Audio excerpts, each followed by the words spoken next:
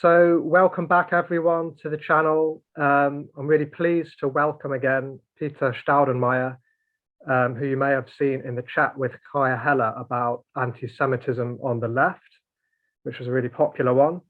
Peter is a faculty member of the Institute for Social Ecology and has been since 1989. He's also a professor of modern German history at the Marquette University in Milwaukee. He's been an active participant in anarchist and green movements in Germany and the USA. He co-wrote the classic ECOFASCISM with Janet Biel back in 1995. Really recommend it to everyone. I've got it here. I've read pretty much all of it now.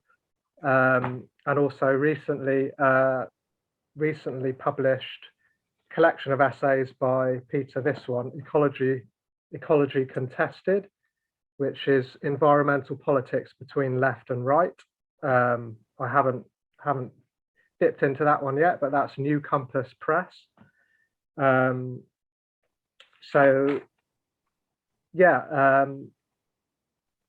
will be a bit different from the usual interview format for my channel. Peter will be talking for around 20 minutes, and then there'll be an opportunity to ask questions afterwards and have a bit of a discussion. I'll do my best to facilitate that. I'm glad it's a really small group, so it should be fine.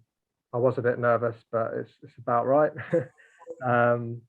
So I will be beginning with my own question, abusing my position as host, but hopefully that will lead into some good discussion. If you'd like to take it away, Peter, thanks very much for joining us today for this talk on ecofascism. Thank you, Matthew, and thanks to everybody else for being here. This is a combination of topics that are both controversial and complex. There's not a consensus around either what the concept of ecofascism even means.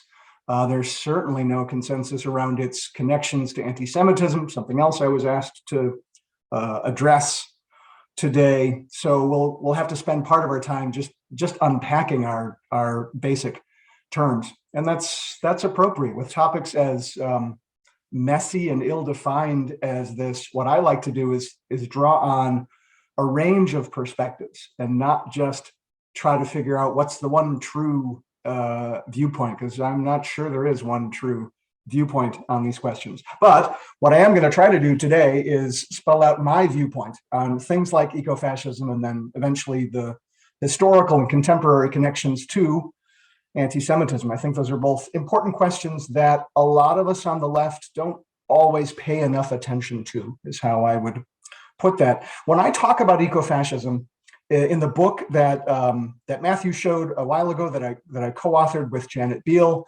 26 years ago now, in 1995, and in my more recent work, when I try to discuss the topic of ecofascism, I try to use the term in a relatively narrow sense. I've always been skeptical of overinflated uses of any term related to fascism. I know that's a common temptation. I hear it all the time from my activist comrades and in various left circles, but I kind of think it's a bad idea. I think we should reserve terms like fascism for their more specific, historically grounded meanings. And that's what I try to do with the notion of ecofascism. Try to do. That doesn't mean that I necessarily succeed all the time in my own work. So I would argue that ecofascism is best seen as a subset of a broader family of positions and ideas and practices and political tendencies and currents. And that broader family we might call right-wing ecology.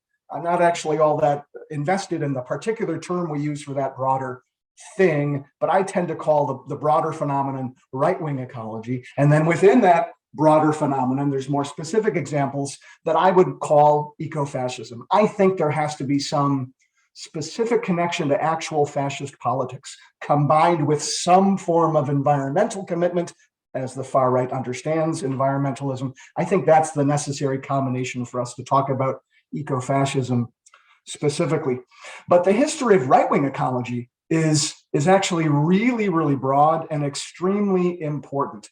in the post-1960s world that I at least grew up in. I was born in the middle of the 1960s, so my socialization is all, roughly post-1970 or so. In that world, it's been tempting to say in places like North America, like much of continental Europe, like Britain, like Australia, like New Zealand, and a lot of parts of the world, it's tempting to say that environmentalism has always just sort of naturally been on the left.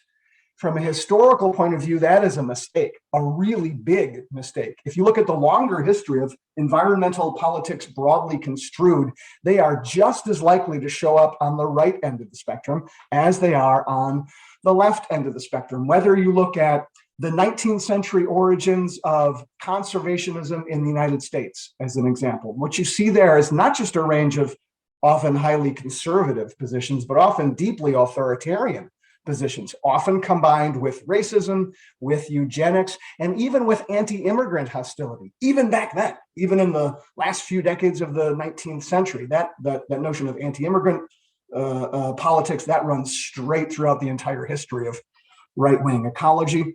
If you look at the history of the early organic farming movement in the United Kingdom, for example, look at the early British organic movements, those also had strong affinities and affiliations with the far right, often allied specifically with and explicitly with early forms of fascism. And if you look at the things that I study, the broader history of German right-wing ecology, not just in its Nazi forms, even though that's what I'm going to talk about in a second here, but in its much broader set of manifestations. Now, after 1945, for obvious historical reasons, after the defeat of Nazism and Italian fascism, some of those trends and currents went underground for a while, but they never disappeared. And that's important for us to recognize. They were always there lurking in the background. And I would argue that since roughly the 1970s or so, those right-wing forms of ecology or right-wing forms of environmentalism, they have become both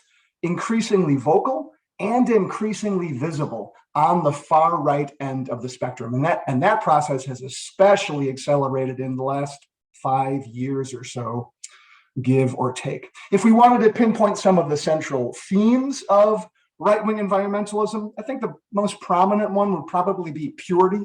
I sometimes refer to right-wing environmentalism as a politics of purity. And for far-right thinkers, that purity, they understand that both in an ecological sense and in a racial sense. In fact, they argue those two things have to go together.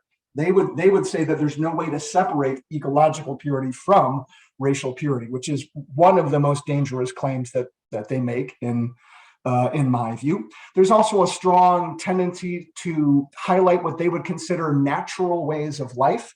It's one of the interesting things about a politics built around claims of nature. What is a natural way of life? That can have really profound impacts for people whose sexuality, whose gender identity, whose whatever identity does not fit into various far-right notions of natural ways of life.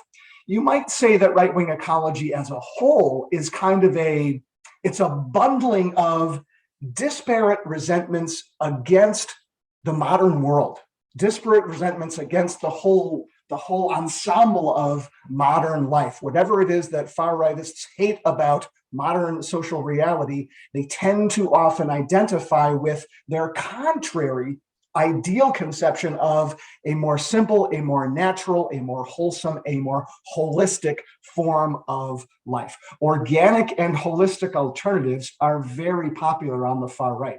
You may think, or some of us here may think, that those two terms, organic and holistic, they sound lefty, they sound progressive, they sound radical, and they are when you think of them the right way, when you embed them in a left and radical politics, but they also have a very powerful appeal on the far right end of the spectrum. And I think we can't afford to forget that.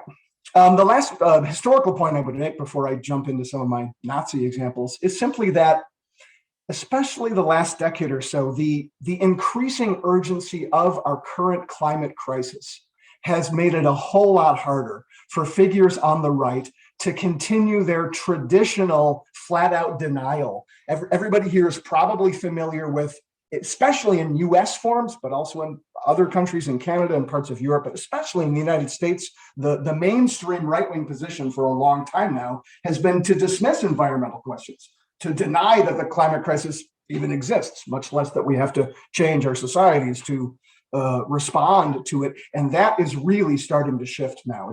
I would say it has already started to shift profoundly. The further right you go on the spectrum, it is becoming much more common for people on the far right in the English-speaking world and elsewhere to recognize explicitly that, yes, the climate crisis is indeed real, to stop denying climate change, and then to try to shift their own politics to stake out a far-right response to that state of ecological crisis that we find ourselves in. And that has gone hand in hand with the striking revival of aggressive forms of white supremacy. That rise in open forms of white supremacy has gone hand in hand with a rise in openly eco-fascist themes. Okay, so the second thing I was asked to talk about today is, what does the history of right-wing ecology, or the history of ecofascism more specifically, what does that have to do with anti-Semitism? And that is a really good question historically. And sometimes the answer is there's not necessarily much of a connection there, necessarily. But historically speaking, those two phenomena, right-wing ecology on the one hand and various forms of anti-Semitism, they very frequently converge. It's not, my argument is not that they have to go together, it's just that they so often do go together. The frequency with which we encounter both of those things when we're looking at the same set of actors, the same set of ideas, the same set of political principles and political currents, that is striking. And it's something that I think we need to try to account for. And one way to make sense of that convergence between right-wing ecology and anti-Semitism is to recognize that anti-Semitism itself is a classic expression, or has historically served as a classic expression of right-wing discontent with many of the same phenomena that those of us on the left are also opposed to. There are right-wing forms of anti-capitalism. There are right-wing critiques of the modern state. There are right-wing critiques of modern life as such, either because it's too bureaucratic, or for the far right, it's too cosmopolitan, or what have you. And anti-Semitism has long been a handy vehicle for expressing a lot of those right-wing forms of discontent with whatever direction modernity seems to be taking. And I want those of us on the left to start recognizing that more clearly. We are not the only anti-capitalists out there. That is crucial for us to, it's even more crucial today for us to understand that than it was 25 years ago, whenever I first started saying that line. We are definitely not the only anti-capitalists out there. That's not the only fight that we have to engage with.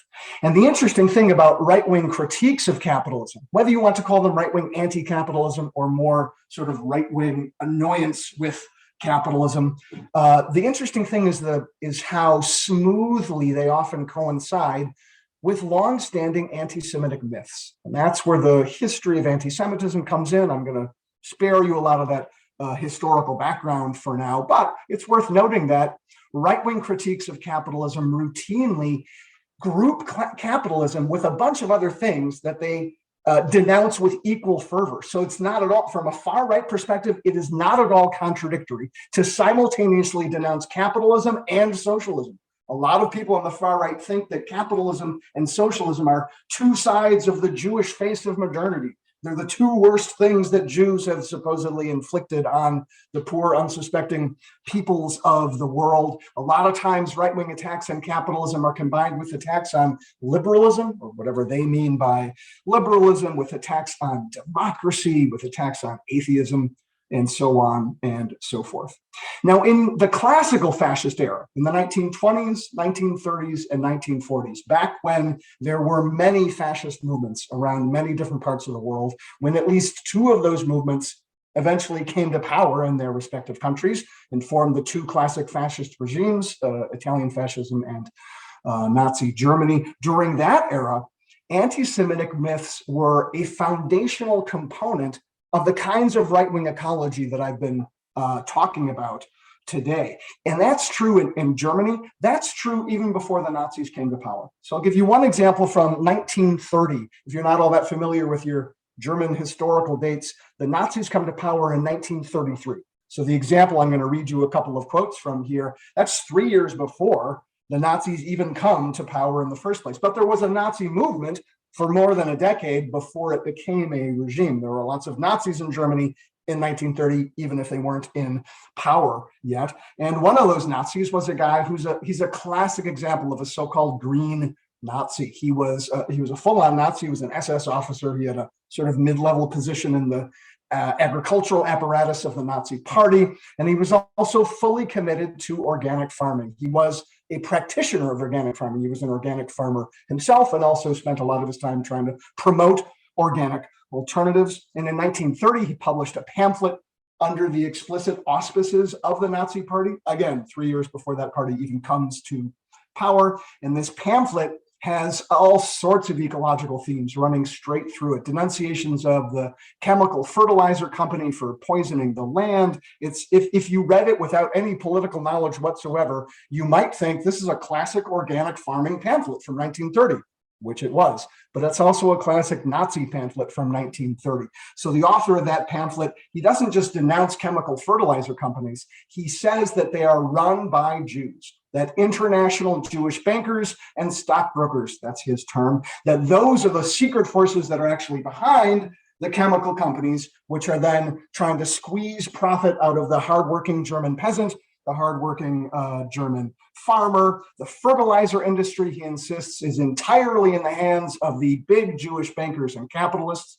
These are long-standing anti-Semitic stereotypes. They existed long before there were any Nazis. Anti-Semites believed that Jewish bankers and stockbrokers controlled the world before Adolf Hitler was even an adult. So these are not specifically Nazi tropes, but they're ones that Nazis were more than happy to take up and run with on their own. So that's my one sort of greenish Nazi example from 1930. My second example comes from 1936, so 3 years after the Nazis have come to power in Germany. And this is from an even more powerful Nazi official, a higher ranking SS official who had a very high position in the agricultural apparatus of the Nazi regime and was also one of the major supporters of organic farming within the Nazi regime. In 1936, he gave a speech, a very well publicized speech at the annual peasants gathering, which is what the Nazis called their annual get-together of the Nazi agricultural apparatus.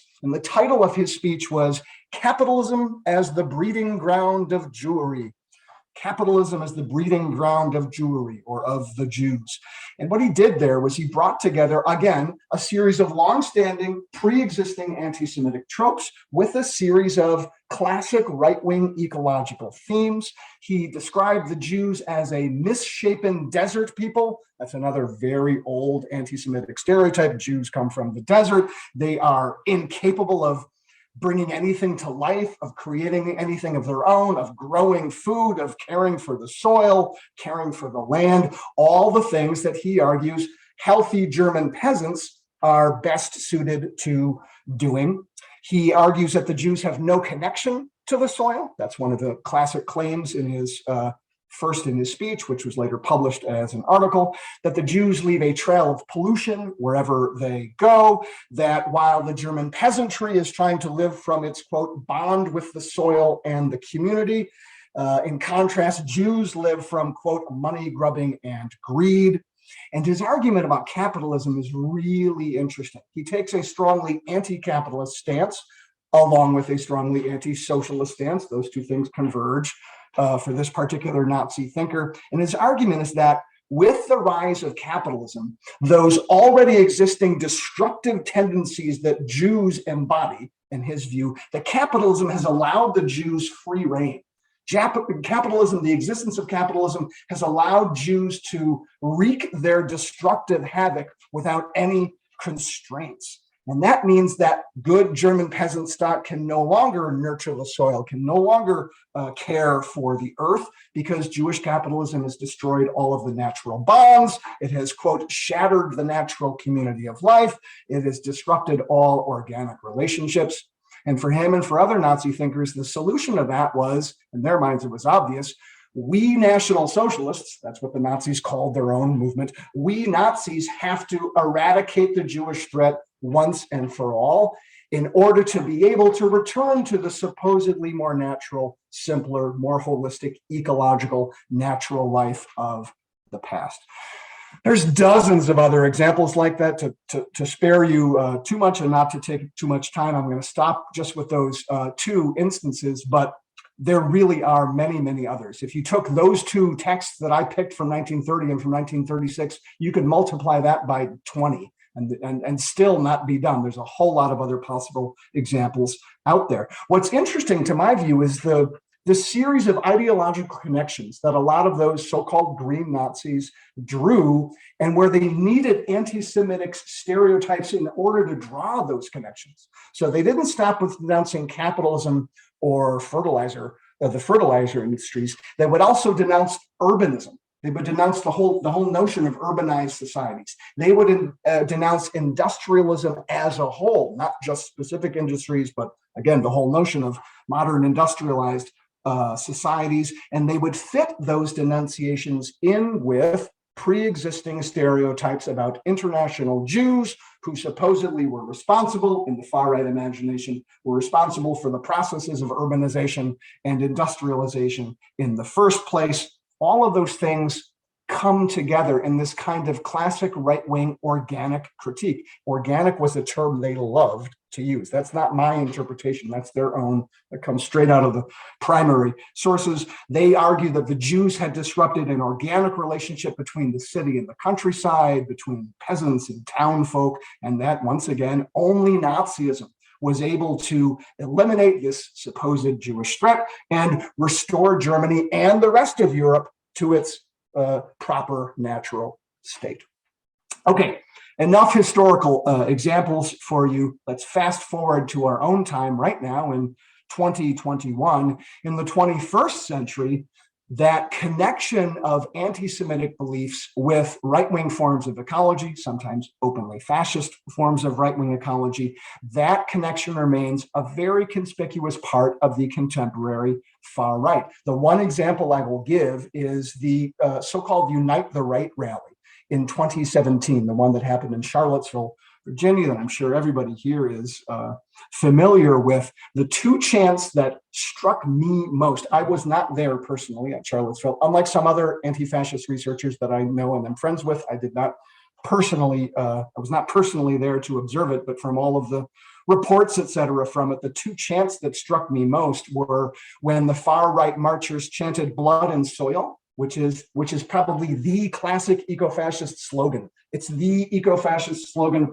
par excellence, blood and soil. And then when they chanted, "Jews will not replace us," which is itself a reference to the so-called Great Replacement myth, which does two things at once. The Great Replacement myth is great for the far right because it kills two birds with one stone. It both indicts Jews, so it gets an anti-Semitic undercurrent to it, and it targets immigrants with the standard forms of anti-immigrant hostility and anti-immigrant resentment that are such a common feature of far-right forms of environmental politics. Now, even though I've spent my whole time here talking about the reactionary side of that history, I do want to close by noting, before we go into our discussion, I do want to close by noting some of the potential radical implications that are sort of built in here. You have to kind of dig for them, but they're actually there. And that for someone with my politics, that's important. I don't want to leave us with a message of despair.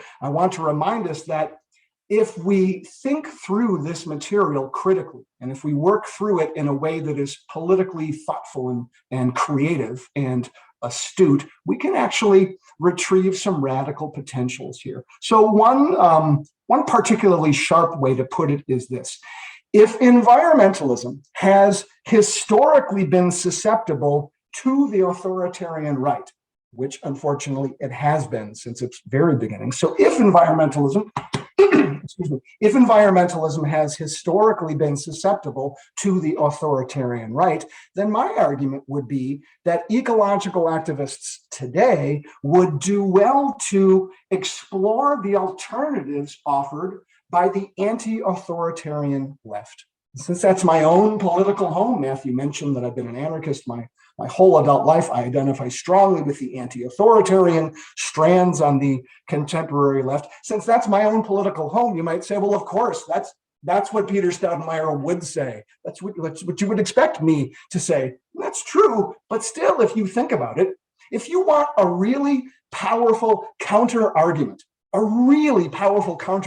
to authoritarian rightist discourse about nature, about ecology, about the environment. If you want, you can fall back on a moderate program. You can fall back on a centrist critique of the far right because it's a danger to our democratic traditions. And oh my God, they stormed the Capitol. And what does that mean for the dignity of our parliamentary democracy, et cetera, et cetera? You can do that, even though I'm being slightly sarcastic. I respect people who do that.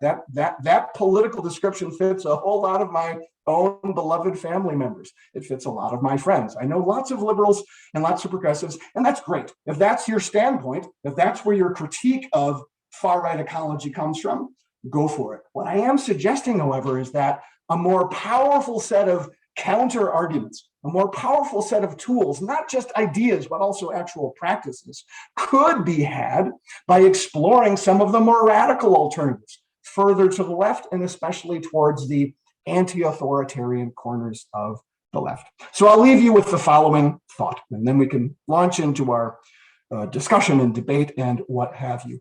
As you know, I've been doing this work for a really long time. The book that Matthew showed a while ago from 1995, Janet Beal and I were working on that topic even before, for years before that book even came out. So this is something I've been working on for about 3 decades now. And what I would say is that for much of that time, in fact, for most of that period where I was actively researching, writing about, and arguing that the rest of us on the left should take the far right seriously, should take far right forms of environmentalism seriously, during most of that period, I would say it was entirely reasonable to say that, okay, analyzing the far right and studying the far right was a fairly marginal topic, something that could be safely left to specialists. I would say that up until about a decade ago, that was a more or less reasonable stance to take. It wasn't my stance. I kept saying all along, we should be paying more attention to that. But I understand that up until roughly 2011 or so, you might well have said, yeah, it's not that big a deal, Peter. Come on, I know you study it, but really, what's the most important thing to understand here in 2011 in our current social reality? I get that. I understand that. Back then, studying the far right was relatively marginal. Maybe it was something that could be left safely to specialists. The problem is we no longer have that luxury. If that was even true a decade ago, it is emphatically not true today. In today's world, in the 2020s, all of us need to engage seriously and critically with the far right. All of us need to try to make minimal sense of what those folks over there are saying, are doing, what ideas they are coming up with, what new political initiatives they are coming up with. We now, all of us on the left, we now have an obligation, we now have a responsibility to take the far right as seriously as we can, both its historical legacies that I've mostly talked about today and its contemporary manifestations. That's all I have for now. Thank you so much, and I am looking forward to a lively discussion. When discussing ecofascism, in what ways or to what extent is it appropriate to make links between ecofascism or the potential ecofascism of white supremacist nation states and the sometimes extremely racist and ecocidal state policies of any state, of any nation state, because you could say arguably all nation states, especially now going forward with the climate crisis and supposed resource scarcity and so on, and certainly with large populations on the move, with crops failing and what have you,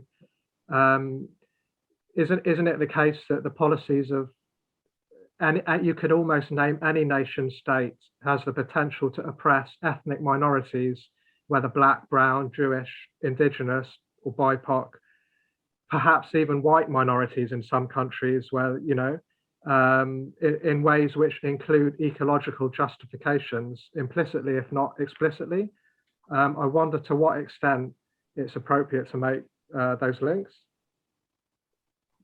That is a great question, Matthew. My own stance may not be representative of other people who study this topic and take it seriously and work on it from an activist point of view or a scholarly point of view or whatever other point of view. But for what it's worth, my own stance is that the problem you just pointed out is built into the nature of the nation state as such.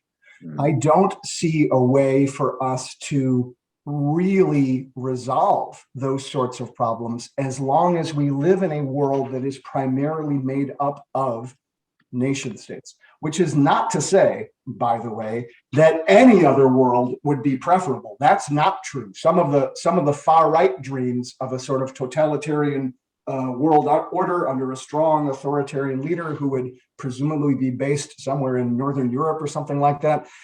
There are scarier versions of a potential world order than the crazy, chaotic, nation-state-based world order that we live in today. But what I'm saying is, I think there are structural limits within the boundaries of the existing nation state. There are structural limits to how much we can get any state to respond reasonably, how much we can get any state to act in a rational and compassionate and ecologically sensible manner to its own populations, to its own residents, whether they're indigenous, whether they migrated last week, what have you, to whoever happens to live within their artificially defined nation state borders. I don't know how far we're going to be able to getting states to behave better as long as we're stuck with that overarching structure of a world built around nation states. And in that sense, my somewhat dispiriting answer, my not very immediately hopeful answer to that question is similar to the answer I give when people ask me about capitalism. It's possible to reform capitalism. It's possible to reform the nation state. The question is, how far are we going to get if that's the tack we take, versus what if we recognize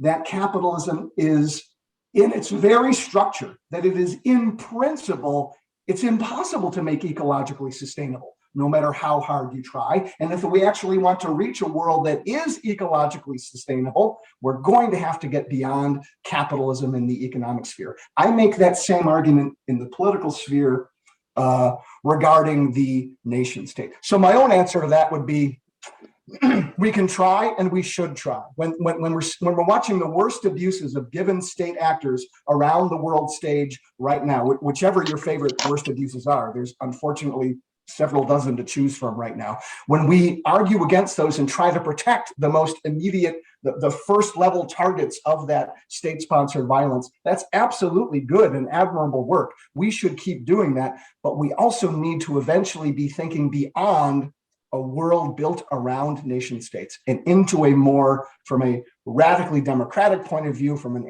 anti-authoritarian left point of view, we need to be thinking beyond a world that even has national borders dividing us. Those national borders almost never, I can't quite say never, but those national borders almost never coincide with any meaningful ecological set of distinctions.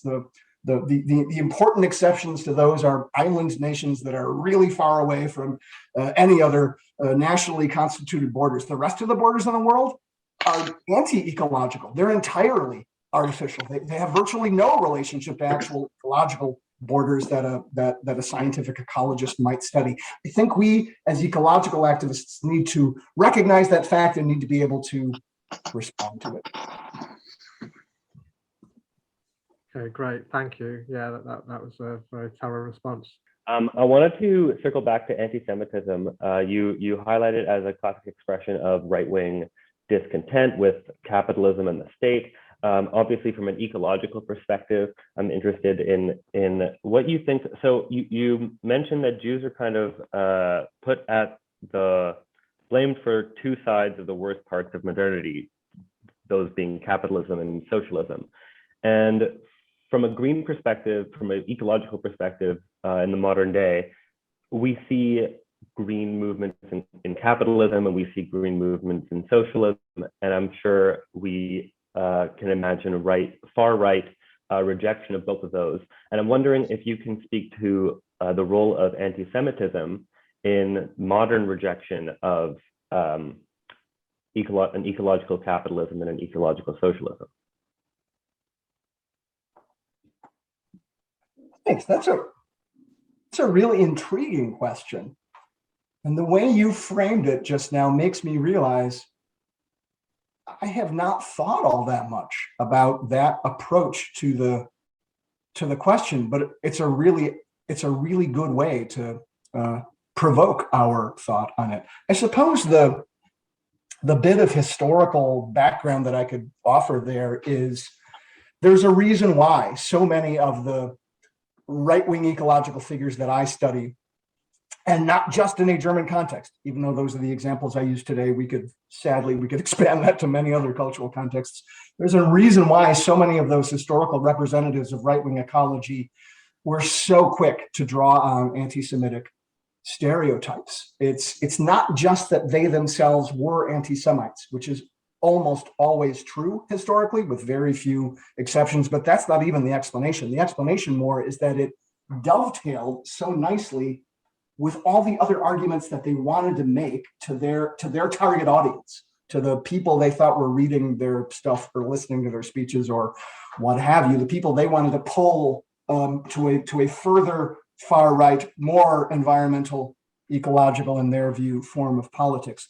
And the reasons that they so frequently invoked anti-Semitic tropes was simply that it covered so many of the bases that they thought were important. If you can come up with an enemy figure, if you can come up with an entirely imaginary but nonetheless powerful image of a supposed enemy who's always lurking in the background, and you don't even always know when they're there because you can't always tell just by looking. If you want to come up with the classic hidden enemy that is lurking somewhere in the interstices of society and that is simultaneously ruining the world with capitalism, but also offering the worst possible false alternative to ruining the world with capitalism, and that worst possible false alternative is socialism. Sometimes they talked of Marxism. They used a variety of terms. So sometimes they said communism, whatever it was that they associated with the bad, in their view, alternatives, because they were left alternatives and not right alternatives.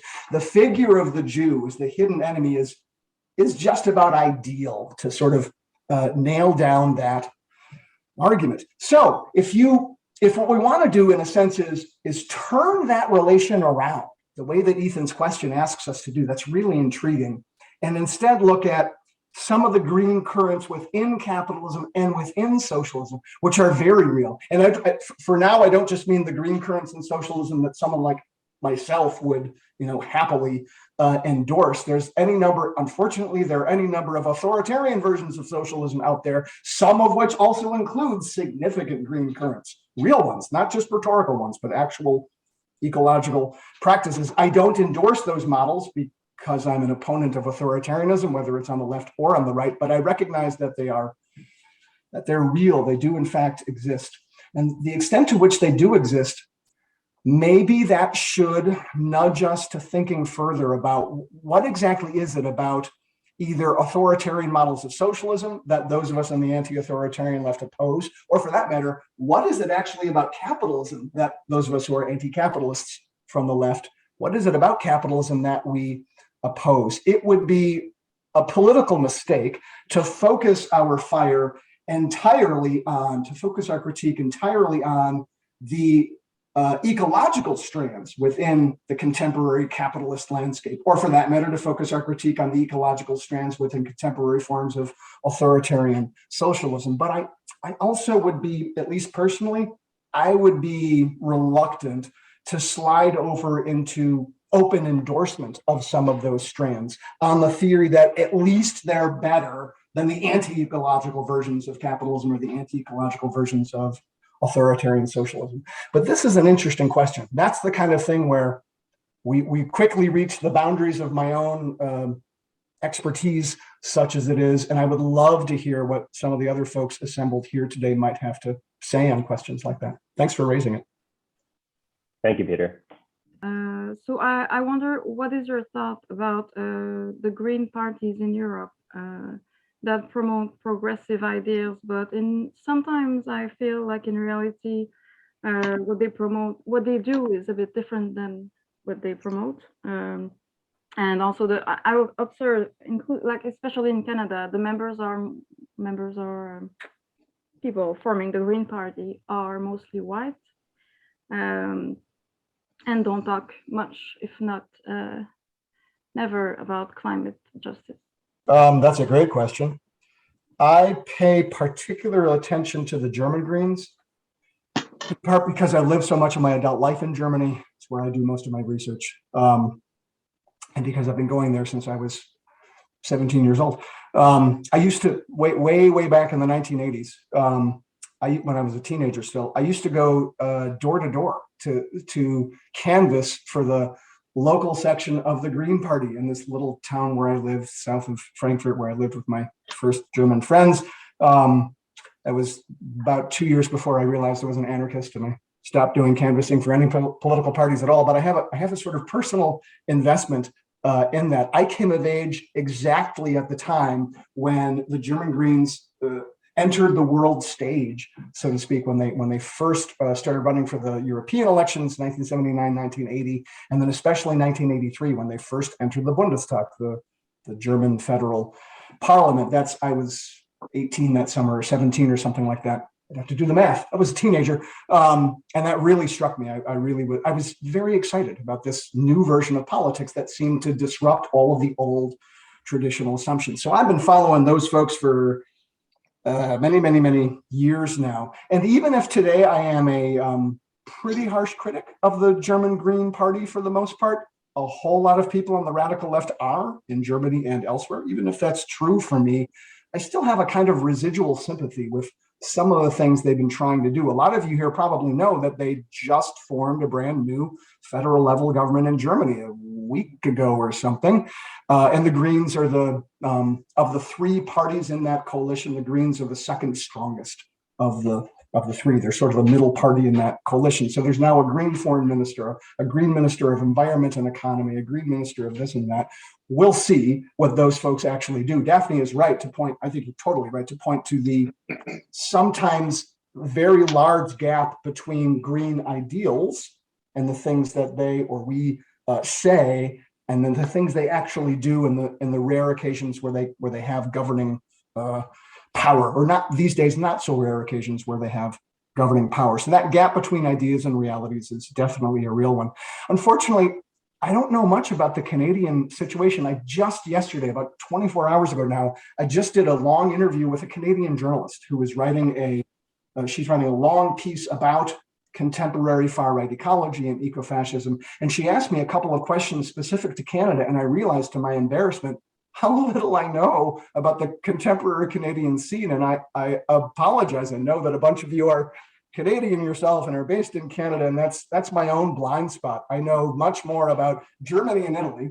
Even though I was born and raised in the United States, I live in the United States. Now I live in Wisconsin. I'm like a few hours from y'all. I could drive north a few hours and be in Canada if they'll let me in under the current COVID situation. So I ought to know much more about my immediate northerly neighbor than I do. But the interview yesterday made me realize to my embarrassment, I don't know much about what's going on in Canada right now. So I don't think I can speak in any informed way to that situation. If Daphne says that there's that the Canadian Greens are overwhelmingly white and that there's very little attention to climate justice, unfortunately, I would not be shocked to hear that. If that's true, then it sadly would not surprise me. I think that's true for a whole lot of Green parties, not for all Green parties, but for a whole lot of Green parties throughout whatever we want to call it, the global north or the Western world, or whatever term we use these days. And that is a genuine problem. I do think that critique is often much less true about the broader environmental movement. The more we move away from party formations, environmental or Green party formations, and the more we look at a grassroots social movement perspective on environmentalism in its largest, most capacious sense, those larger environmental movements, in my mind, are a whole lot less white than we might think if we just looked at who is a major Green Party running for their current candidate for what have you. You get a lot more diverse, in my experience, the further down toward the grassroots that you go. But that doesn't mean that we can let ourselves off the hook. I still think there is an awful lot of work for many of the people involved in the environmental movement, many of the white people involved in environmental movements in various parts of the world. We still have a whole lot of work to do at including even basic demands of climate justice, not just our standard climate change politics, but a climate justice framework that accounts for the differential impacts, sometimes enormously differential impacts on communities of color, on migrant communities, on communities that are already disadvantaged in 18 different ways by the contemporary social structure, and then who get the double wallop of the worst impacts of the current manifestations of the ecological crisis. I think that we have more work to do understanding the social connections and the ecological connections as they intersect with things like race, like ethnicity, like class, like gender, what have you. Yeah, well, one thing I can tell you is that in Canada, not the last elections, but the ones before, the Green Party, I don't know, not members, but candidates. There were the percentage of people who were not white was less than the most right party in Canada. Wow. Modern versions or modern manifestations of what ultimately is a very similar, or ultimately is an anti-Semitic narrative.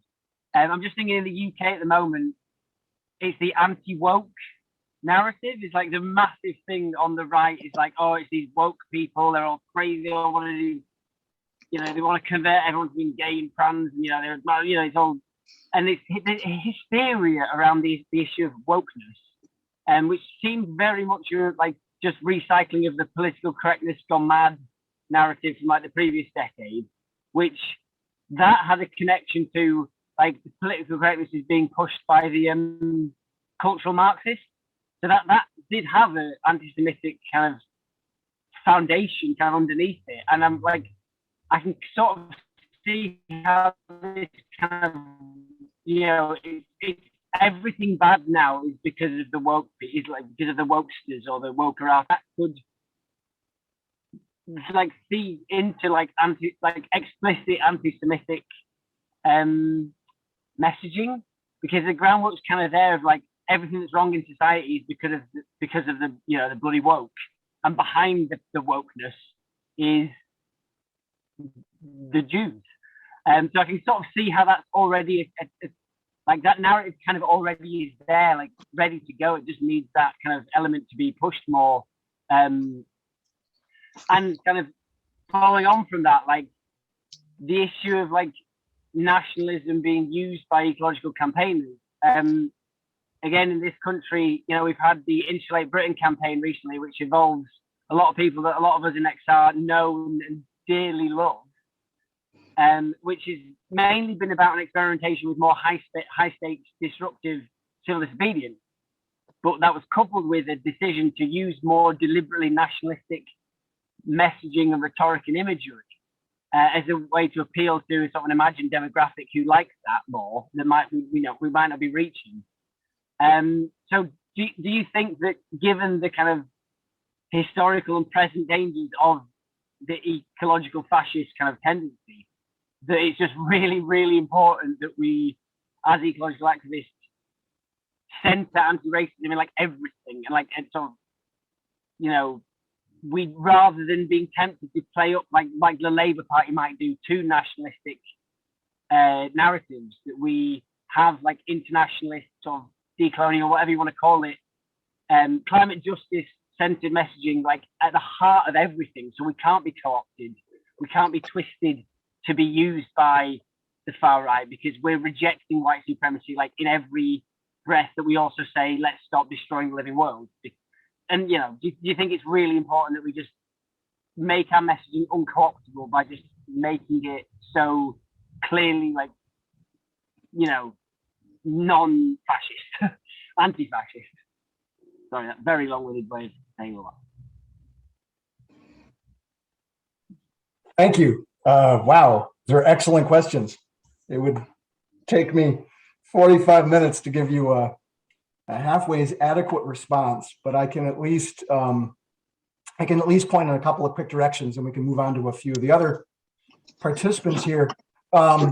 Even before you mentioned cultural Marxism, just at the beginning of your question when you talked about the anti-woke campaign stuff, I wrote down on my notes here cultural Marxism, because that's exactly where those right-wing ideologues, it's exactly where they're going with some of those contemporary campaigns. So I don't know much about what it's like in the UK right now, but I sure know what it's like in the US along those lines right now. And that notion that classic cultural Marxism conspiracy theory is this sort of beautiful, from a far right point of view, this beautiful combination of longstanding anti-Semitic myths about there's somehow Jewish force that is secretly working behind the scenes. And they've managed to couple it with this genuinely bizarre fixation on the Frankfurt School of all things. If you had to pick the most important forces in the world of the 20th century, how could you possibly land on Horkheimer and Adorno and Marcuse and a few of those other refugees from Nazism who wrote a bunch of books that many people find totally impenetrable and can't make hide nor hair out of? It's a genuinely weird conspiracy theory to me. When I bump up against versions of the cultural Marxism discourse, for example, I just have to shake my head. I happen to love the Frankfurt School. I teach I'm one of the faculty members for a course that the Institute for Social Ecology offers all about the Frankfurt School. So I would be the happiest guy in the world if it were actually true that the Frankfurt School had secretly shaped all aspects of modern life and were the determining force behind the 21st century world. But sadly, that is nowhere near the truth. The funny thing there is that, it's not funny actually, the scary thing there is that anti-Semitic conspiracy theories don't even need to be explicitly anti-Semitic in order for them to function just fine. And the rest of us, I think, really need to be aware of that. The anti-Semitism can be often even more effective if it is left implicit, if it's not even made explicit, and that's a problem. Very briefly about eco-nationalism, that is a very popular variant around the world right now, on the left, on the right, in the center. It's especially become popular with sort of moderate eco-type thinkers who are, politically right down the middle. A lot of them love eco-nationalist, militarize the borders as a way to protect, quote, our environment, end quote. It's a very popular strategy. From my point of view, setting aside all the other problems with it, setting aside the fact that it's ethically completely disgusting, it's wrong-headed as you can be. You don't take out your first world ecological anxieties on people trying to escape the disastrous conditions that your first world countries have created, and it's ethically nonsensical. But even setting that aside, eco-nationalism is simply always going to be a losing strategy, just at a straightforward political level. I don't think people are stupid. I know I live in a country where millions of people have made extraordinarily stupid political decisions the last few years. They elected a goofball for president in 2016. I'm acutely aware that people are quite capable of acting stupidly, but I don't think people are genuinely stupid deep down. People are smart enough to realize, dude, the state is not going to save us. It might doing something with our borders for the next 5 or 8 years might have a little bit of effect, but over the long term, the state is not magically going to stop climate-driven migration patterns. It's not magically going to stem the tide if you're worried about a tide of migrants reaching your borders rather than welcoming all comers, which is what I would like to see. But if that's your worry, the last thing that's going to save you is amping up border controls and giving more power to the state. That's never going to work. Even if you want it to work, which I don't, it's just a losing strategy. So if people are smart enough to know that the state is never going to save us from whatever it is they think we need saving from, it just doesn't make any sense for ecologists and environmentalists to sort of throw in our lot with state-sponsored activities that we think might provisionally, for a short little while, make things environmentally slightly better. So to come back to the real point of your question, as I take it, I do think we need to link an explicitly anti-fascist politics with our environmental organizing. I think, in fact, if you ask me, we have to link an explicitly anti-fascist politics with all of our social movement work, whether it's around environmental issues or anything else. In today's world, I see it as irresponsible to not bring consciously and openly anti-fascist elements into the activism that we all engage with. So enough for me for a while. Let's do a few more questions here. So I have been definitely doing quite a bit of research on ecofascism over the last several years. And ironically, actually, I was seeing a lot of ecofascistic ideology in the animal rights movement, which I am very involved with, before it was in the mainstream media. And I didn't know what I was seeing. I could tell that it was vaguely Nazi-like and eugenicist in its expression, but I didn't know where to place it. I'd never encountered it before, and it was very shocking. And now, of course, it's like blown up on the global stage. So that's really wild. But anyway, so over the course of my research on this topic, I have been very intrigued with the fact that it is, or at least claims to be, anti-capitalist. And I am very interested to know your thoughts on what would be the system that they would actually want instead of capitalism. Now, I think there's this idea that obviously ecofascists are virulently anti-socialist, anti-communist, so they don't want that. But they claim to also be anti-capitalist. And I think there's this idea that, at least the ones that are in positions of political power, that's really kind of just a ruse, that they do want to continue a certain form of capitalism, but a much more sort of authoritarian, totalitarian, centralized command economy type of capitalism. But I feel like there's also people that are ecofascistic on the grassroots level that are really genuinely believe that they are anti-capitalist. And I would be very curious to know if you have any thoughts, or if anything has been formally written on what it is that they would want to replace capitalism with.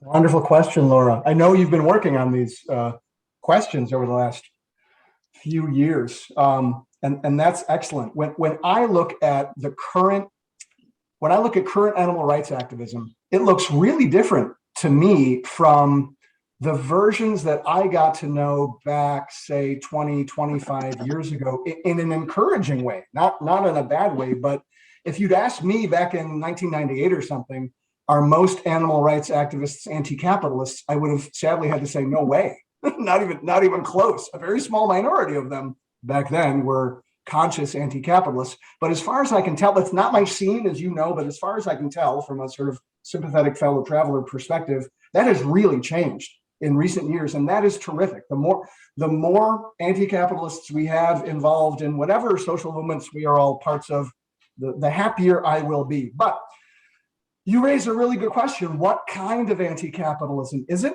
And what is the alternative, or what are the alternatives, plural, that far-right versions of environmental thought are actually positing? Some of them go into excruciating detail about exactly that question. If you want to read a sort of right-wing, detailed utopian blueprint for here is the world we are going to create once we have banished the migrants who are secretly controlled by the Jews, and we've overthrown the global elite, et cetera, et cetera, et cetera. You can read that stuff. I don't even necessarily recommend it. It's not the most coherent version of far-right writing and thinking, but it's definitely out there. They are not shy about describing the kind of world that they would like to, that they hope to, that they expect to. They think they're going to win. So they're not shy about describing the kind of world that they expect to build sometime in the coming years. But the range of responses is very broad, which is what you would expect. The far right, for those of you who don't already believe this or know this, I want to make a really important point here.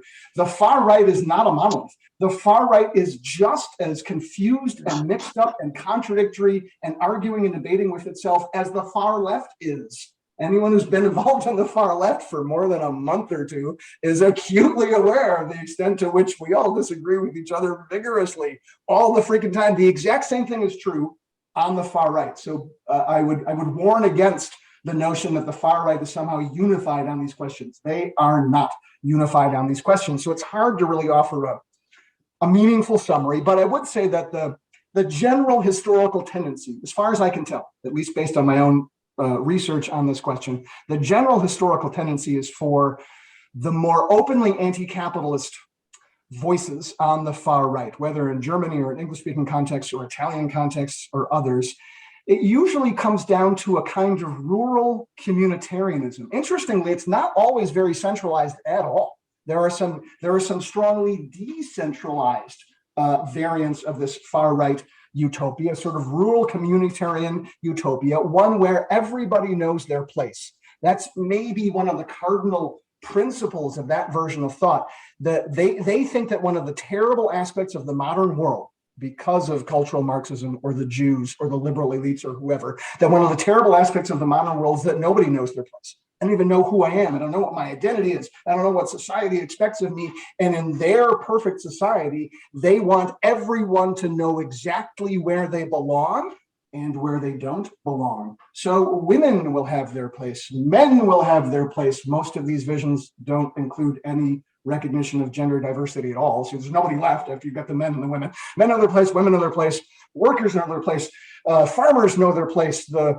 creative intellectuals, which some of them want to be, they want to be the vanguard of the creative far right intellectuals, they know their place. Everybody has a part of society where they belong, where they can feel nurtured, where they can feel loved, where they can feel respected. So there's this strong emphasis on community. It's one of the several elements that makes it very confounding for radical left analysts when those of us who are trained is the wrong word, for those of us who are socialized and experienced over many years, if you've worked in worker collectives, if you've worked in cooperatives over the years, if you've done grassroots organizing that was based on a directly democratic model, you're really used to those alternative forms of community. And if you're like me, you're strongly committed to them. I don't want to let those things go. And the genuinely confounding thing is to encounter a series of visions that seem superficially similar being promulgated by fascists. That's weird for anti-fascists and fascists to have enough common ground that they're sometimes using the same terms, even though they mean opposite things by those same terms, they're still trying by the same conceptual territory. And that is a question that I don't have great answers to that. It requires more thought and more critical work on our end, but it is something that we might want to pay more attention to in the years to come. Okay, fantastic. Simon. Hey, thank you. And thank you very much indeed for what's proving a very enlivening conversation. I would much rather this was over a glass of wine in person. I see this present moment as very much like, in many regards, the 30s on steroids, where we've got not only like overt rise of the far right and fascism, we've got underpinning conspiracy theories. The environmental movement, as it were, is outnumbered by the anti-COVID movement, which in itself has taken on a lot of conspiracy tropes. We've got the Dark Enlightenment, the fourth turning ideology, all these elements there. And I'm wondering, just from your experience and research there, if you've, it's not exactly a question, but I suppose mine is one more of historical precedent and strategy in regards to narrative strategies that we might start either employing or talking about further. And especially in regards to that sort of juxtaposition of the 30s. Because I think, again, not only nullifying far-right conversation and ideology, but also at the same time, I think one of the things that makes the far-right very alluring for many is this feeling of belonging in uncertain times. And it's something I still don't see, unfortunately, that necessarily that the left is particularly agile at communicating. I was wondering if you've got any thoughts of that. Pardon a bit of a ramble.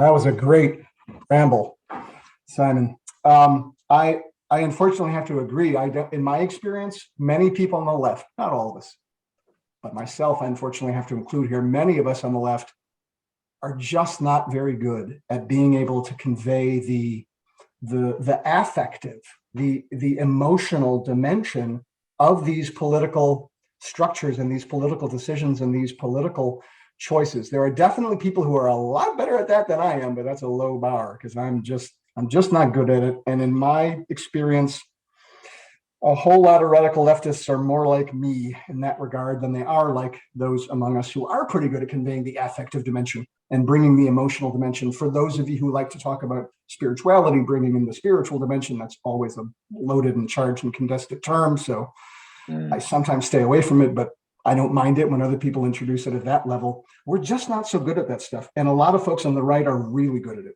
A lot of folks on the right, I think we have to be honest, are freaking geniuses at it. And that's a problem. It's a really big problem. So when when you say that this feeling of belonging in uncertain times, that perfectly captures what elements of the far right are really good at offering. It's fake what they're offering, but they're really good at conveying, we will give you this sense of belonging in uncertain times if you follow our lead. That's something the left is generally, with exceptions, really bad at offering. And I sort of vaguely want us to get better at that, but because it's not my own gift, to say the least, I'm a very intellectual person. I don't really have, unfortunately, particularly helpful ideas for how to move in that direction, but I do want to recognize that it's a real shortcoming for much of the radical left. The question of, to make the question blunt, are we back in the 1930s? That's a tough one. I get asked that a lot when anybody who's a academic historian of fascism has been every journalist's favorite interviewee for 5-6 years now. It's a little weird. We used to get totally ignored by the rest of the media landscape, and with the rise of Trumpism, et cetera, and Modi and Orban and Bolsonaro and Duterte, et cetera, suddenly we're now frequently in demand. So I get asked that question a lot by mainstream journalists, not by radicals, not by activists, but just by folks who are trying to do a good job of reporting. They're trying to fill their responsibilities as journalists to convey knowledge to a wider range of readers. And whenever I get asked that question, I tend to give a fairly skeptical reply for what it's worth. I think that there are enough differences between the early 2020s that we are all living through right now and the early 1930s, whether it's in a German context or some other context. I think there's enough differences that they tend to offset the unsettling similarities that Simon pointed to. So I would not be too quick to say we have reached our Weimar moment. The Weimar Republic, Weimar Germany was the period right before the Nazis came to. It's the period that the Nazis came in and destroyed and obliterated. It's not just that I hope we're not at that moment. Obviously, I hope we're not at that moment. It's that I kind of don't think we are. What I think we are facing right now is a new set of challenges that we haven't entirely made full sense of yet. We haven't really figured out, what does a figure like Trump, to stick with my US example for a second, what does a figure like Trump actually represent? What is the threat that Trumpism carries for those of us who are committed to a democratic future, a social future, an egalitarian future, an anti-authoritarian future, and so on and so forth? What's the actual threat that a figure like Trump and the movement that he seems to stand for, what's the threat that they actually represent? And what we haven't yet figured out is what's going to come next. Trump's old. Trump's going to die one of these days. You know, Biden and Trump are at the end of their careers in politics, for better or worse. That's just a fact about human lifespan. So there has to be some sort of post-Trump scenario for the far right. The far rightists that I study, they've got dozens of possible post-Trump scenarios that they're sort of playing through in their heads. And my worry is that when I look at someone like Trump, I'm not trying to minimize his threat. I don't mean this in a dismissive way, but I see him as kind of an empty shell. I don't think that Trump himself stood for much of anything at all, with a few exceptions, the obsession with China and racist beliefs about Black people. Other than that, welcome to the American right. Obsessions with China, racist beliefs about Black people. Gosh, where have I ever seen that before? Aside from that, I don't see much content. I don't see much substance to Trump himself. The problem is that when you spearhead a movement that then allows in the front door, not the back door, but ushers in through the front door a series of far-right currents that had previously been excluded from mainstream political life in the United States for 6 decades on end, that's a really serious problem. And we don't know what's going to come next. I don't know if someone like Josh Hawley, for example, those of you who are not from the US may not recognize that name, a really scary right-wing authoritarian senator who could be extremely popular, has a military background. He has substance. That guy has ideas. That guy has plans. That guy has programs where Trump had notions and cliches. Someone like Hawley, if they manage to, wrest control of whatever remains of the Republican Party a few years from now, that could be a genuinely frightening scenario. So I want us to be able to think both back to the 1930s, which is what Simon is absolutely legitimately asking us to do, to take seriously the lessons of how did Weimar collapse? How did the Nazis manage to come to power in an extremely highly educated society? A society that had all these cultural gifts, a society that was advanced in many, many different ways. How did the Nazis manage to come to power in freaking Germany, of all places, and displace and destroy the experiment of the Weimar Republic and its fledgling democracy? I want us to be acutely aware of those lessons, but I also want us to be open to the possibility that the 2020s that we are currently heading into, they could lead off in a dozen different directions that may not match all that well with the experience of Germany or any other country 80, 90 years ago now, 100 years ago now. Thank you very much indeed. I'd love to take the conversation from there further into techno-fascism and all the rest of it, but I'll leave that up to somebody else. Thank you. Thank you so much. I actually am not rooted in the history of all this. I have come through the route into activism of an artist and very much using the storytelling and the spiritual language. And I was I was really taken with the article you sent me, Matthew. And so I lean into, sometimes when there's a lot of information, something that really lands with a sensation in my body. And the bit that really landed for me here was the creation of an enemy figure lurking, hidden, ruining the world and then my head put in by disobeying the rules, putting everyone at risk. And pandemics are like that. Pandemics are the kind of thing that bring out both the best in human societies. They bring out this outpouring of mutual aid and compassion and support and understanding, but they also bring out the worst in our societies. They bring out intolerance. They bring out cruelty. They bring out an absolute refusal to even try to understand what, quote, the other side is saying, whoever the other side might be. We all do that. I do that myself.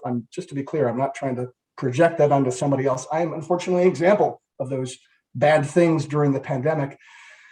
It's a really challenging and trying situation for all of us. What I'd really like to eventually work toward is a social ecological response to things like pandemics. I am sorry to say this is probably not the last pandemic we're going to see in our lifetimes. I don't know the future, but the current rate of things like that isn't particularly promising. So we may well need to start now, right now in 2021, 22, we may need to start trying out some alternative responses that we can do at a grassroots level in a directly democratic way to see if we can offer a counterweight to authoritarian measures, to state-driven measures, what have you. And if we can do those grassroots alternatives in a way that takes the science seriously, that follows what public health officials are trying to make the rest of us, really trying hard to get the rest of us to understand, if we can do that in a way that shows we are capable of